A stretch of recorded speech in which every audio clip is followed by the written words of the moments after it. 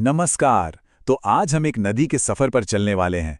लेकिन ये सिर्फ पानी की एक धारा नहीं है, ये एक देवी की कहानी है, एक माँ की और एक पूरी संस्कृति की जीवन रेखा की।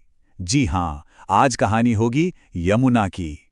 लेकिन यमुना की कहानी में एक बहुत बड़ा, बहुत गहरा विरोधाभास भी है। तो चलिए आज इसी सवाल की तह तक जाते हैं कि आखिर एक नदी एक ही वक्त में एक दिव्य देवी और दुनिया की सबसे प्रदूषित नदियों में से एक कैसे हो सकती है। ठीक है, तो चलिए शुरू से शुरू करते हैं। हमारी कहानी की शुरुआत होती है हिमालय की उन बर्फीली ऊंचाइयों से जहां यमुना का जन्म होता है, बर्फ और श्रद्धा के बीच। यमुना का जो असली सोर्स है ना, वो है बंदरपुर चोटी के पास कालिंद पर्वत पर। करीब 4421 मीटर की ऊंचाई पर एक ग्लेशियर है, चंपासर ग्लेशियर। और मजे की बात यह है कि ये जगह इतनी मुश्किल है कि जो पवित्र यमुनोत्री धाम मंदिर है, उसे भी पहाड़ी के नीचे बनाना पड़ा ताकि श्रद्धालु वहां जाकर अपनी प्रार्थना कर सकें। और यहाँ अपने जन्म की जगह पर यमुना का पानी एकदम साफ, एकदम निर्मल होता है। शास्त्रों में तो यहाँ तक कहा गया है कि इसके पानी में परम भोलापन और शिशु जैसी पवित्रता है। इस तस्वीर को जरा मन में बसा लीजिए, क्योंकि जैसे जैसे हम आगे बढ़ेंगे ये तस्वीर बिल्कुल बदलने वाली है। तो अब ये तो हुई भूगोल की बात। अब जरा देखते हैं कि ये नदी एक देवी कैसे बन जाती है। ये कहानी है एक नदी और उसके दिव्य भाई की। पौराणिक कथाओं की माने तो यमुना और यमराज दोनों सूर्यदेव की संतानें हैं, भाई बहन। और कमाल की बात देखिए, दोनों एक दूसरे के पूरक भी हैं और विपरीत भी। एक तरफ यमुना, जीवन की देवी, और दूसरी तरफ उनके भाई यमराज, मृत्यु के देवता। और इन दोनों के रिश्ते से जुड़ा है हमारा एक बहुत ही प्यारा त्योहार, भाई दूज। कहानी कुछ यूं है कि यमुना अपने भाई यमराज को अपने घर खाने पर बुलाती हैं। उनके इस प्यार और स्नेह को देखकर यमराज इतने खुश होते हैं कि वो उन्हें एक वरदान मांगने को कहते हैं। यमुना मांगती हैं कि इस दिन जो भी भाई अपनी बहन के घर जाएगा उसे यमराज से सुरक्षा मिलेगी। और बस इसी वादे से जन्म हुआ यम द्वितीया यानी भाई दूज का।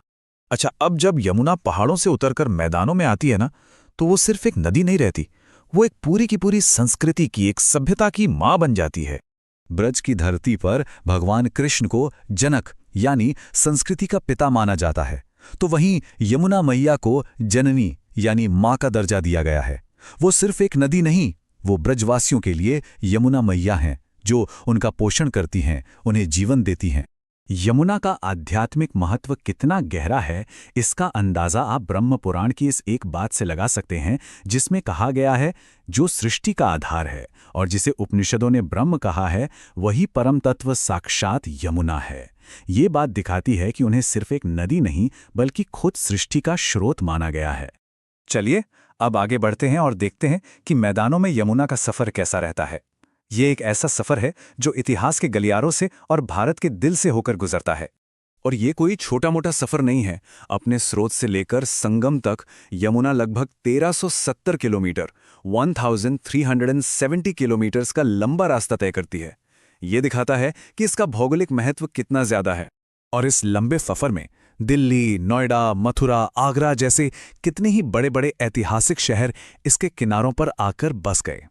इन सभी शहरों की जिंदगी पीने के पानी से लेकर रोजमर्रा की जरूरतों तक पूरी तरह से यमुना पर ही तो टिकी है। लेकिन एक बहुत दिलचस्प बात है, नदी का ये रास्ता हमेशा से ऐसा नहीं था।